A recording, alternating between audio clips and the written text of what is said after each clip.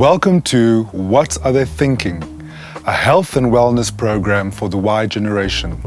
A fresh take on what's neat, what's trendy, and what's necessary. I'm Dr. Neville Paulson, and myself and my associates are going to lay out what's fun and fascinating about a healthy lifestyle. In this episode, we talk about a revolution in superfoods, the T's and C's of voyeuristic tourism. We also look at young dads and the challenges of raising an autistic child. The latest sensation in food is all about African superfoods. What are African superfoods? They're super because they're rich in multivitamins, antioxidants, and everything else to keep your body fit and healthy. Some have even taken superfoods to a new level. Today we talk to Antonia De Luca at the Leafy Greens Cafe, and she's going to take you through a gastronomic taste sensation. So superfoods, the idea of superfoods is that they are foods that are highest in particular nutrient density of an entire group of foods. Moringa grows on a tree in southern Africa. It's a really small little leaf. The leaf is dried at low temperatures, usually in the sun. Then it's crushed up or put into a form that's very fine, like a powder. And then that moringa can be added to your smoothies and things, which we are going to do today. But moringa would be the highest in certain vitamins or minerals in that food category. Let's talk a little bit about baobab, these little white, almost dried pips inside. And what we do is we take that powder into a nice fine powder form. And that baobab is very, very high in calcium. In fact, it's got 3 or 4 times the amount of calcium than milk. Cacao chocolate, in its purest raw organic form, is a definite superfood, and yes, chocolate is good for you. This has been known to be more valuable than gold in ancient cultures, so wonderful, wonderful superfood. Then kale. Kale is a green, a dark leafy green vegetable, somewhere between spinach and cabbage. Quite cruciferous, quite a hardy veg, so one needs to break it down. It can be broken down in a blender, which we are going to do today in our smoothie, or it can be cut into really small pieces or torn into tiny little pieces and then, in fact, massaged with a little bit of citrus to break down that cellulose. And kale is extremely, extremely high in iron and protein, vitamin K, all different vitamins. It's such a wonderful, wonderful superfood. We all know spinach, wonderful dark green leafy vegetable, and also can be used in the smoothies. We also add that to our green juices, and obviously we know how to cook spinach and use that. Then tamarind is also another wonderful superfood. Tamarind is a pod. And you use it in recipes to get that umami flavor. And tamarind is wonderful to add to dressings, and it can be added to smoothies, but a beautiful, beautiful superfood. Then hibiscus. Hibiscus is a flower. Just behind me here, I've got a beautiful hibiscus iced tea, which we've done for our customers today. We've added a little bit of honey, a little bit of lemon, and these wonderful, beautiful hibiscus flowers. And hibiscus is very high in resveratrol, and resveratrol is known for longevity and to increase one's shelf life. And beautiful, beautiful superfood. So smoothies are so wonderful because you get fiber, because you'll see we're using the kale and the spinach, and so there's a lot of fiber in the smoothies, which is good for gut health and for digestion and that. But it's blended, so it's in a pre-digested form, so the body can really utilize all of those wonderful vitamins and minerals that you're going to be getting from the smoothie, especially when you're adding all these wonderful superfoods. So let's put a few pieces of frozen banana in there. But I'm going to put a few pieces of pineapple into our lovely little blender jug.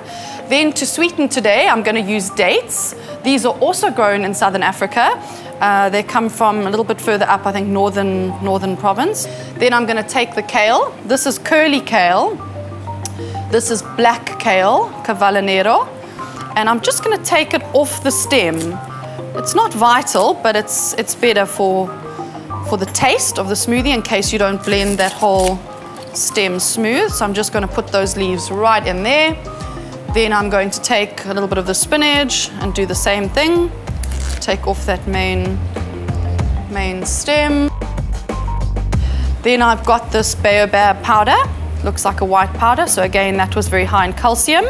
I'm just going to put about 1.5 teaspoons in there. Then we've got the cacao powder. So this is going to be a bit of a chocolatey drink. So let's not hold back on the chocolate. Let's do 2 heaped teaspoons of the chocolate. Then we've got the moringa. We don't want to overdo the moringa. We only want about 1/2 teaspoon of the moringa because it does have diuretic effects if you have too much, and we don't want that today. Then we've got some almonds. You can use any raw nuts or seeds as a little bit of a fat in your smoothie. So our almonds have been sprouted. What I mean by that is the almonds have been soaked in water overnight just to release the enzyme inhibitors that the nuts have inside of them. And then they've been dried again in a dehydrator at low temperatures to retain the enzymes and to activate the enzymes. So I'm going to put about 1.5 tablespoons of almonds in there. Then I'm going to put a little bit of mesquite. I haven't spoken about mesquite yet either. Mesquite is white carob, and that also grows in South Africa. Okay, so now I've got everything in my blender jug. I do need a little bit of liquid, but look how beautiful that looks. So I'm going to add a little bit of our hibiscus tea just to get that blender jug going.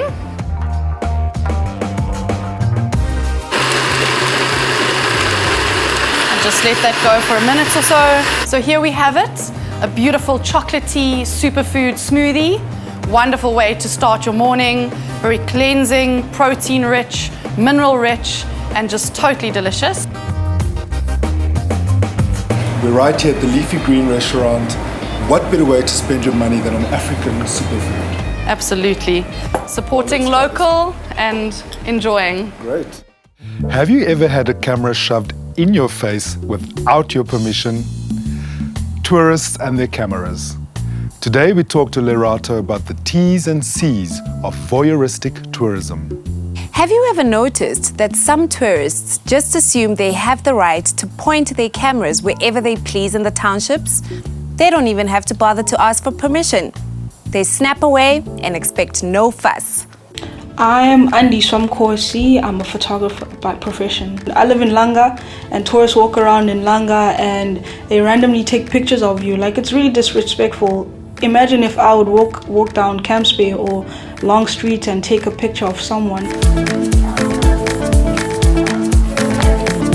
A fellow photographer and I, Onele, a friend of mine, we went out to Camps Bay and we tested out the tour, suburb tour. Okay, that's fine. They won't bite. Okay, they just because they don't recognise these as strangers. They're walking around here. That's why. Okay, that's it. Not a person. Okay. So we went around these restaurants alongside Beach Road, and I was the one who asked questions, and then Anela was taking pictures behind me, and that actually we got some reaction from the people that we approached, and it was quite interesting to see how they react towards other people coming into their comfort zones and taking images of them.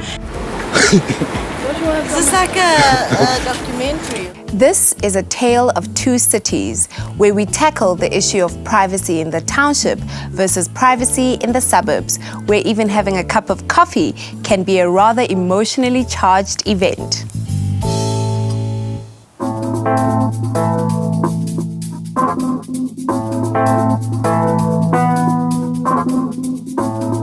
We'll watch those big buses coming with white people, and we'll be so excited that we'll wave, even if they're not waving back, but we'll get that excitement that, you guys are here, hello. Sanje makungabikho ndawo ekuthiwa okay ziyakhethwa akuziyiwa akuzo.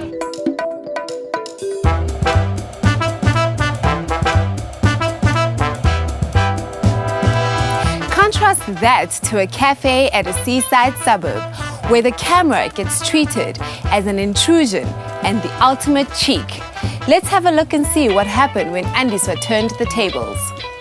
Are you staying here in South Africa? What's it got to do with you? No, I'm just asking. It's got nothing to do with you. So No, they are harassing us. I mean, this woman is taking pictures of me all the time. Desmond, please get these people away here. These people? Yeah.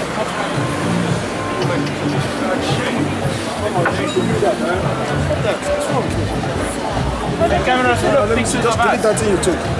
Just delete it. No, I'm serious. No. Hey. Just delete it. You did take picture. Don't worry. Now. I don't need it. Delete it now. I want you to delete it, or I'll seize it.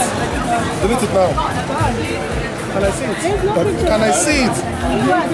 But why does it have to delete it? Okay, why would you take me a picture? But why does Why would she snap me? Because you know. Do you know that Because I saw when you did it. I'm not blind. when I point the camera, it doesn't mean I hear when you pressed it. Don't be smart, eh? So the point of this survey actually shows that one's reaction to the camera is linked to a deeper issue of mental and emotional control. And so the next time you find yourself face to face with an unexpected intrusion, you decide for yourself which reaction to choose. Hi, my name is Boyd and welcome to Headspace. Today we'll be talking about fathers with autistic children. I'm joined by two gentlemen, Dr. Neville Paulson, as well as Thabo Makenete, who's a father of an autistic child who will be joining us telephonically. The main focus today is around the communication, behavioral, and building a relationship with children with autism. So Thabo, who happens to be on the line, I have a question for you. With regards to building a relationship, a father-son relationship with your son, as well as communication and some of the behavioral challenges that you've experienced with him, would you care to just elaborate in terms of your experience in that regard? Well, I guess the one thing that I've always wanted to do was to share my wisdom with my son, so to speak. But his speech was quite slow, and I realized that quite a bit later on. And he preferred to be alone most of the time, which was quite strange. And whenever anyone tried to be around him, he would sort of get agitated and so on. I also realized that he liked stacking things up. He could actually stack 3 2-liter Coke bottles together on top of each other. So yeah, that's one of the things that made me realize that there is something up there. And I think the biggest thing was the fact that I couldn't sort of talk to him and communicate with him in a way that I know best. So I had to learn new ways of communicating, sort of. So Dr. Neville, it sounds like, it was quite a difficult journey for Thabo, and a bit frustrating, I think, for him in that regard. So maybe if you could just tell us a bit about the biological aspects, in terms of autism and how it manifests through the behavior of the autistic child. Well, I'm sure during the progress of the show, we'll learn a little bit more about autism and how to pick up certain symptoms and signs in a child, but I'm going to start off by just explaining to you, by asking what causes autism. I think that's a good place to start. The truth is we don't really know. There's a few studies to suggest certain causes, one of them being genetic. There are numerous other causes as well. We think that toxins during pregnancy could predispose the neurological development of the child. We know that in the first and the third trimester of pregnancy, certain toxins, like for example, alcohol. A lot of girls don't know in their first trimester that they are actually expecting. So that little sip now and then could actually, cause quite severe abnormalities in a child that they don't know. Varicella or the rubella virus, which is more commonly known as the measles or the German measles virus. A lot of people have been exposed to German measles or varicella. I'm now interested to find out what our fathers on the streets actually think about having an autistic child. I'm joined by my co-host, Dumi, who also happens to be a stepmother to an autistic child who's wondering exactly the same thing. Over to you, Dumi.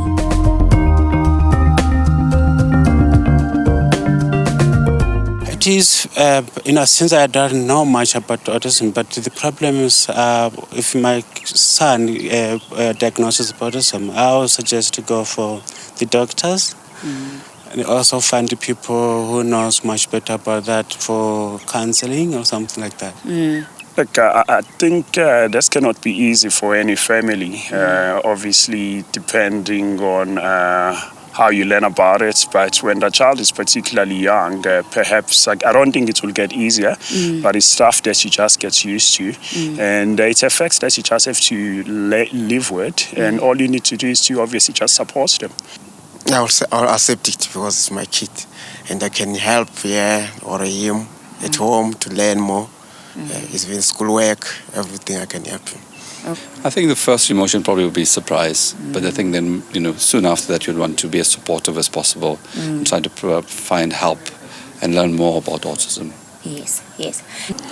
Look, wow, it's not easy. I guess one is obviously doctor. I will have to consult my doctor, family, friends, and definitely the internet. I guess that's where I will end up going for help.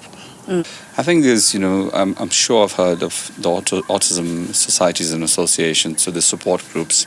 I think a lot of the schools, because it's a broad spectrum where, some kids cannot even operate in a normal school, and then you have these really super smart kids that have Asperger's and things like that. So you may even find parents within your school that have a sibling. So I think the starting point will probably be at the school, and then, moving out to some kind of community support or social network. No. Bangenzeka into enjalo sizamnoka nto iqondi uba mhlawumbi ingayingxaki engako ngoba umntana uyahlala engumntana kodwa umama umntana into emnandi ngayo umama umntana apha asebenza khona usebenza ngabantwana abanjalo isikolo asebenza kuso usebenza apha eBalfour Park so abantwana abasebenza ngabo ngabantwana abanjalo ufumaniseke banengxaki xa kufuneka befundile kodwa kudala iminyaka nomibini esebenza pha so ngoba mhlawumbi ingasehlela loo nto leyo noko singakwazi uyibamba sisebenza ngayo umntana uyahlala engumntana isiphetho nesiqhibo uba uyintoni ingxaki yakhe kodwa ngumntana. So to me, it seems like you had quite an interesting time out on the streets with the fathers and asking them about, how it would be to have an autistic child. Tell me a bit about that. What do you think were the most prominent things that you picked up from the fathers that you spoke to? I think for me, the most prominent thing was the anxiety. Just by posing that question to them, it was quite anxiety-provoking for them. And it was quite lovely to see that at that point in time when I asked them the question, they actually took a moment to be in that headspace of wondering how it would actually be like to be a parent to an autistic child. So I thought that was a bit of a mind shift because they were able to kind of put themselves in the parents' shoes to try and imagine the possibilities of that. So that was quite interesting for me. Quite interesting that you touch on anxiety. I think maybe if we could ask Thabo in that regard, Thabo, what would you say, your experience was? Can you just kind of deconstruct it a bit for us in terms of, what emotional experience you went through after finding out that your son was autistic? Well, I think in terms of the anxieties, one does feel a bit helpless in a way, because there's very little that you can do as a parent. But I've seen extremely active parents, and it's tough not knowing what is it that you need to do, although the resources are there. Not knowing what can actually help, because if you look at autism, it's a spectrum itself. And post-diagnosis, my son's diagnosis was quite high actually in terms of the spectrum itself. So it's one of those where it's a lifelong thing. So yes, you feel quite a bit helpless about what it is that you can actually do. So, Dr. Paulson, we've just heard from Thabo, for him, the emotional reactions varied from feeling helpless and a lot of anxiety. So, it would be quite interesting to find out from you as a practitioner, how do you go about diagnosing autism? And mostly as well, how do you then communicate that information back to the parents? Well, autism is usually diagnosed in the very early stages of the child's development, usually in the toddler or infant age range of the child. And it's normally the mothers who are mothering the child and they see that this child's not developing like other children do. You know, they notice, for example, that the child doesn't smile, the child doesn't interact the way that other children do. Children and humans look at the triangle of the face and they look at that area to see emotion. They look, and you can see anger, happiness, frustration. These children look everywhere else except in that triangle. So they, for example, parents would smile at the child and the child doesn't smile back, you know, and familiar faces, the child just doesn't respond. And the mother usually notices that the child also doesn't develop at the same age or the same way that other children do. They also don't respond to pain or to other stimuli as well. They normally have flapping of the hands or repetitive movements. That's usually a bit later on but that's usually the time when the mother takes the child to the doctor, you know, and she notices certain traits of cognitive dysfunction or mental retardation. And the last term is not meant in a derogatory way, but that is what most people know it as. We prefer to use the term cognitive dysfunction. And she takes the child to the doctor, and from there, you know, there is no blood test to diagnose this. Yeah. It's a clinical diagnosis. And, you know, we then refer the child on to a pediatrician or a neurologist, and you know, and from there onwards, the diagnosis is given. And that's the part that is most traumatic, hearing that news. Is your child autistic or not? You know, that is the most difficult part of the condition, you know. So, yeah, it's... And on that note, sorry, Dumi. No problem. And on that note, tell me, Dr. Paulson, it is said that autism is commonly found, you know, in boys rather than in girls. So if you could just tell us a bit in terms of that. Boys are more commonly seen to have autism, and the ratio is usually around about 4 to 1. You know, so for every 4 boys, one girl has autism. And the sad thing about it is that around about 87% of these children will never be able to live an independent life as an adult. Be able to drive, go to school, university, and they need constant care, 24 hours supervision. However, there are 10% of children with autism who can live normal lives, independent lives. But that is the minority of the group. So typically when, you know, after a diagnosis has been made of the child and then it's obviously then communicated to the parents, how do the parents respond to that? How do they react to such news? How do you respond to news that your child has a condition that no one knows much about? There isn't a lot of research going on about it. You know, it's very expensive to treat this, and you know, and does your medical aid cover this condition? You know, how do you respond to this? You know, it's not an easy answer, and you know, that's something that we, you know, unfortunately don't have a lot of control over. I mean, I like what you're saying, you know, in terms of how do you respond to it as a parent?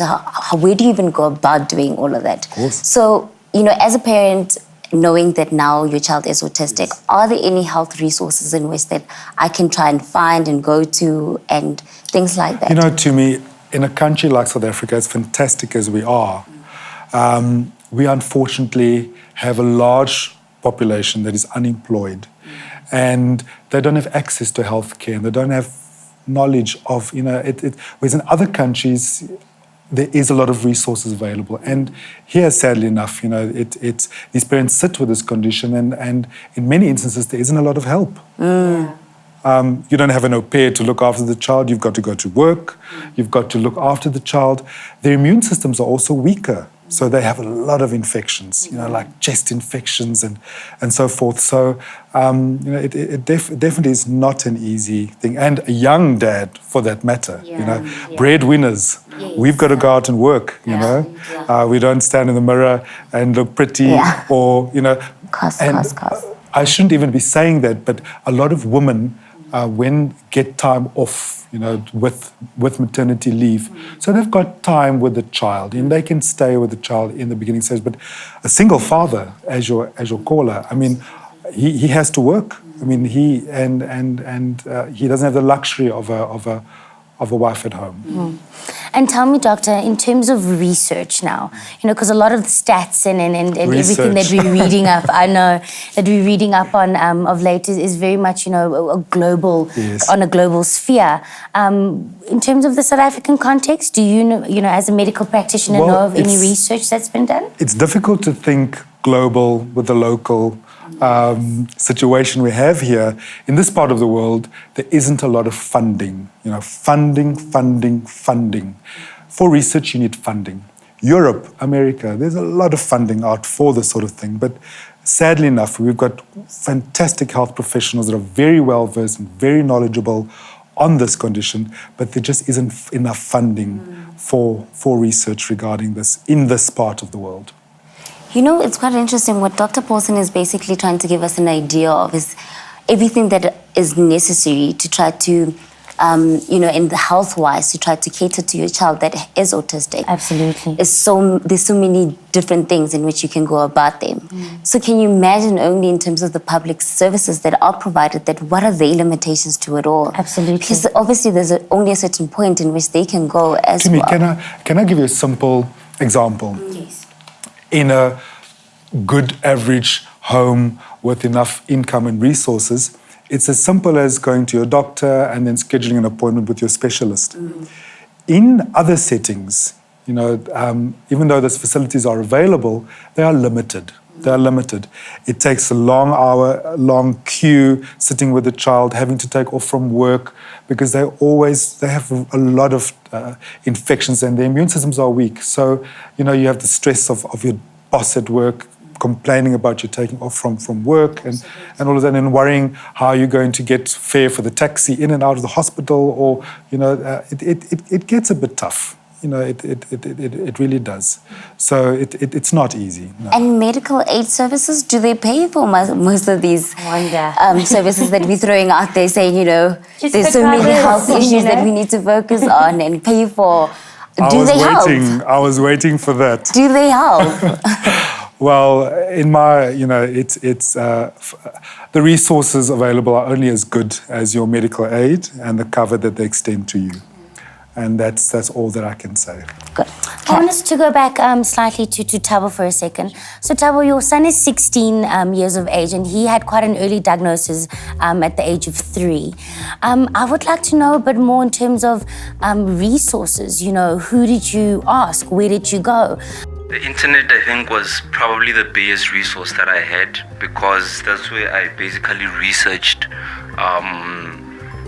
all of his early developmental issues and basically his behavior. There was quite a lot of information about that. All I had to do was basically search for behavior patterns, and then it led me to understanding that what this monster called, or I shouldn't call it a monster actually, what autism is all about, and what it means and what it leads to, and so on and so forth. The biggest disappointment, I suppose, was the fact that it can't really be cured as a condition, and that it will stay with him lifelong, basically. But yes, he attends a special school, and it's a pretty good school. It's a government school, and I think it specializes on autism specifically, and it's supported by Autism South Africa. So I think there's a lot that they have done in terms of his development. I think there's a lot more that they are definitely going to do. Very interesting. Thank you, Thabo, for that. I think it's also given us a bit of insight, in terms of, you did say that your son was diagnosed when you were 22, in terms of, how that journey in itself was. Now, Tumi, as a stepmom to an autistic child, please, if you could just tell us a bit about, some of the lovely moments that you've shared with your son in this regard. There's been plenty, of course, but for me, I'd say that the moment he gives me a level of attention to me, especially when he's maintaining eye contact that split second is heaven to me. Maintaining eye contact. Just maintaining eye contact. That is rare. That is rare. And that for me rare. is the best moments I can have with him. The school did tell us that he enjoys playing the drums. So we bought him his first set, and How was that? It was very loud, and we couldn't get a moment of silence. But just seeing him happy like that, and I do understand that as parents to autistic children, it is the ups and downs to the doctor's visitations and all this, making sure that they get the necessary medication. It can have a toll on you, but if you have the support, appreciate it, and if you don't seek it, you can't survive without support. Absolutely. Thank you for sharing that. No problem. Thank you to Thabo as well for joining us telephonically, and I'd like to say thank you to Dr. Paulson. Can I just interject with one last thing? Sure. What people need to know about you asked earlier on about the diagnosis once it's made. Parents need to know that this is a lifelong commitment to this child. And things to consider are, for example, sexual abuse. A lot of these children are actually violated, so to always look out for that when you have a child like this, and that they would need a lot of love, a lot of care, and the educators at school need to also know how to deal with this, with this condition. Yeah. Nice. Well, there you have it from Dr. Paulson himself. Thank you once again to Thabo Makenete, and thank you, Dr. Paulson, for being on the show. Catch us next time on Headspace, where we'll be discussing the accessibility around resources with regards to mental health. Should you need to contact us, please look us up on smartchaos.coza. And as customary on this show, today we tell you what to do if. What do you do if you've burnt yourself? We'll tell you. Do not add any petroleum jelly to the area. In fact, take the exposed area that has been burnt to your nearest tap or shower. This will limit the cooking process. Did you know that your skin continues to cook for a while after it's been burnt? Well, that's all from us this week. If you'd like to know more, visit us on smartchaos.coza.